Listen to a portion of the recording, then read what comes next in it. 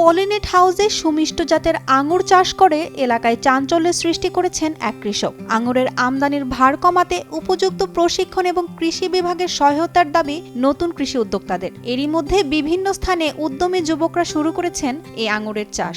প্রথম থেকেই ভিন্নধর্মী কৃষি নিয়ে কাজ করব এরকম আশা নিয়ে আমি আঙ্গুর চাষ শুরু করি।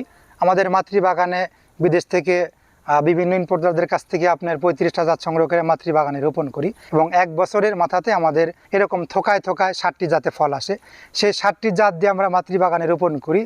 আমাদের ওই বাগানগুলা করতে 33 শতক বিঘাতে আপনি মোটামুটি 1 লাখ থেকে 1,20,000 টাকা খরচা হয় এবং আমরা প্রথম বছরে গাছপ্রতি 7 থেকে 8 কেজি করে ফলন পাই।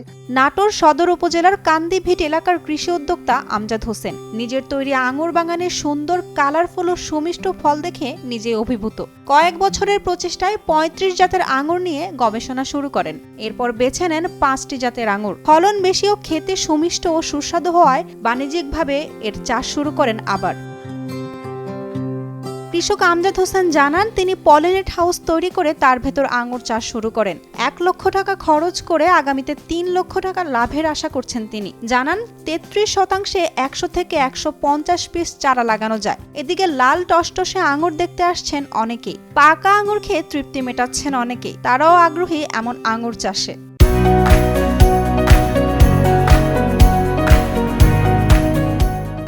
সিজনে ঠিক যেরকম আঙ্গুর ফলন হয় এখানেও ঠিক সেরকমই ফলন হয়েছে।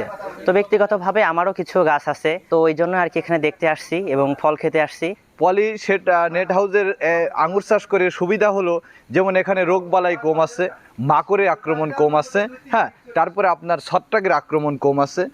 অতএব সার্বিক দিক থেকে এই নেট হাউসের মাধ্যমে যদি আমরা আঙ্গুর চাষটি করতে পারি তাহলে আমাদের অনেক লাভ হবে।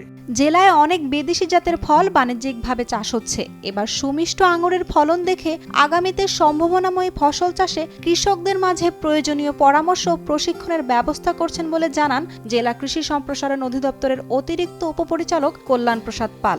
কৃষি সম্প্রসারণ অধিদপ্তর আমরা প্রতিনিয়ত কাজ করে যাচ্ছি বিভিন্ন ধরনের প্রযুক্তি সম্প্রসারণের জন্য।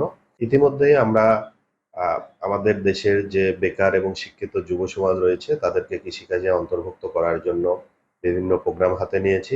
তারই একটি অংশ হিসেবে আমরা উচ্চমূল্য ফসল আঙ্গুর চাষে তাদেরকে প্রশিক্ষণ দিচ্ছি, পরামর্শ দিচ্ছি।